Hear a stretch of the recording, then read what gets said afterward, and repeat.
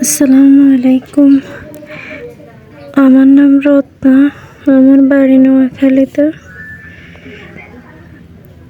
আমার আসলে বিয়ে হয়েছিল, জামাই নেশা পানি করতো, মারধর করতো, এই কারণে অনেক অত্যাচার করতো, টাকা পয়সা চাইতো, দিতে পারতাম না, এর লাগে ডিভোর্স দিয়ে দিছে।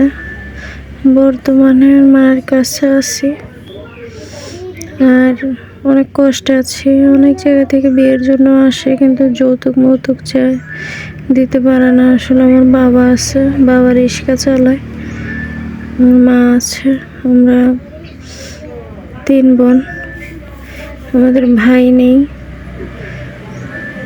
আমি সবার ছোট, আর 2টার বিয়ে হয়ে গেছে। বর্তমানে অনেক কষ্টে আছি। যদি আমার পাশে কেউ দাঁড়ায়, আমার দায়িত্ব নয়, হেল্প সহযোগিতা করে, আমি তার কাছে বিয়ে শাদী বসবো।